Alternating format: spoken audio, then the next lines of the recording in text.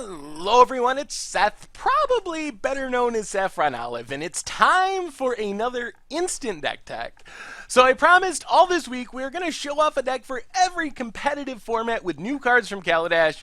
We had Standard on Monday with Green-Red Gearhulks. We had Modern on Tuesday with Kiki Evolution.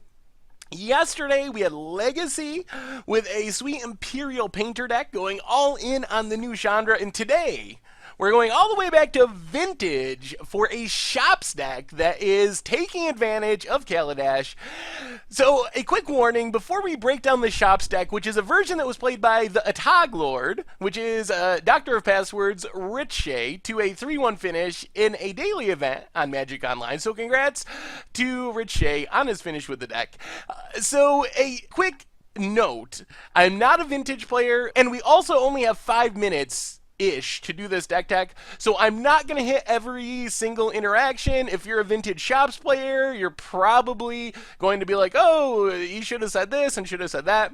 I'm going to do the best I can being a non-Vintage player and having a short amount of time to work with. So we're going to break down the Shops deck. A quick reminder, if you enjoy this deck and you want to see it made into videos, take a minute, click the like button, the subscribe button, leave a comment, anything you can do to support your deck, because whichever deck is most popular gets a shot at being made into videos next week. So Shops is built around fast mana, and the name comes from Mishra's Workshop, a land that is colorless and taps for 3 colorless mana, but you can only use that mana to cast artifacts. So this deck is built to abuse the power of Mishra's Workshop, casting some really powerful artifacts really quickly using that mana. Pretty much everything in the deck is an artifact.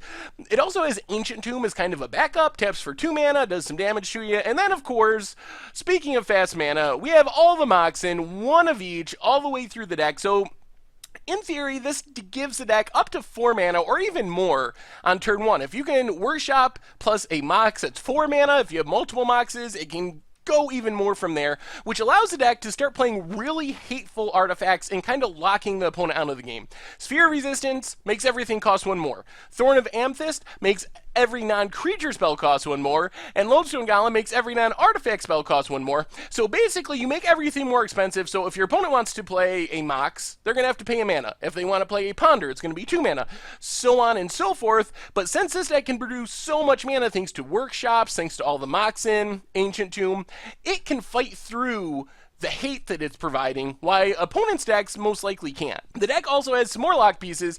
Chalice of the Void on 0 shuts down Moxen, on 1 shuts down a ton of cantrips. It's just a super powerful card. Trinisphere makes everything cost more. Anything that costs less than 3 costs 3. So your deck, again, doesn't really care because a lot of this stuff costs 3, but because you have a ton of mana, so if you gotta pay 3 for your Moxen, whatever, while your opponent probably is gonna struggle with that. Tangle Wire kind of slows the game down, taps things out for a few turns while it's fading away, and Ensnaring Bridge to deal with creatures. Null Rod and Phyrexian Revoker kind of are mana denial. They do other things too. You can hit a Jace with Phyrexian Revoker, but Null Rod shuts down Moxen, other artifacts. Phyrexian Revoker can name a Jace, can also name a Moxen. Remember, Revoker can hit mana sources, it just can't hit lands. So you can't stop a Mana Rock from tapping for mana, which is something a Pithing Needle can't do. The deck also has Smokestack and Bottled Cloister, which give the deck a kind of alternate finisher with Smokestack. If you get a bunch of stuff on the battlefield, you just grind your opponent's permanents away with Smokestack.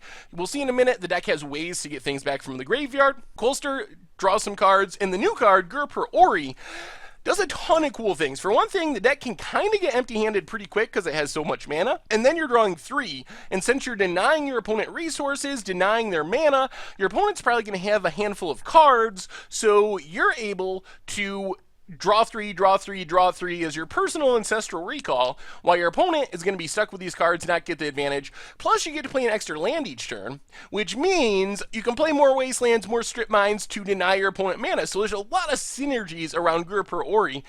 Crucible of the Worlds is really powerful. It lets you kind of landlock your opponent with Strip Mine and Wasteland, just every turn be destroying a land, or 2 lands if you have the Orrery on the battlefield. Plus, this works well with Smokestack because you can sack a land, get it back with Crucible, sack a land, get it back with Crucible. If you have Orrery, you can set it on 2 and you get back 2 lands every turn, so you can sack 2 things for free every single turn while your opponent's board is just getting eaten away by the Smokestack. So a ton of sweet synergy there. Rest of the mana base, Factory is kind of the win con. There's a few creatures, but over the long game, since you have Crucible, you just keep getting back Factory, beat down for the win. Another new addition in Inventors Fair can tutor up your Crucible, your Orrery, all your powerful artifacts, plus it gains you life if you have a bunch of artifacts sitting around to keep you in the game. Temple shuts down creatures, Bazaar Baghdad for some looting, Tolarian Academy, only a one of because it's restricted, but can produce a insane amount of mana in this deck. In the sideboard, we have 7 Dredge Hate cards. That's one of the characteristics of Vintage. How many Dredge Hate cards are you playing? This deck has 7 in Leyline of the Void and Grafdigger's Cage. The Dredge deck is super powerful, so you gotta make sure you're packing hate. Hangerback Walker in Phyrexian Metamorph, some more artifact creatures, a few Dismembers as removal, and then a couple more lands. Crocus can deal with a Grizzlebrand off a Oath, for example, and Tabernacle for more creature-heavy builds. And that is Shops, featuring some sweet new Kaladesh editions in Vintage of all places. We got the Ghirapur Orrery, we got the Inventors Fair, so it's neat to see Magic's newest set making an impact in Magic's oldest and most powerful format. Anyway, that's been our Instant Deck Tech for today. Thank you very much for watching. I hope you enjoyed the video, and I will talk to you soon.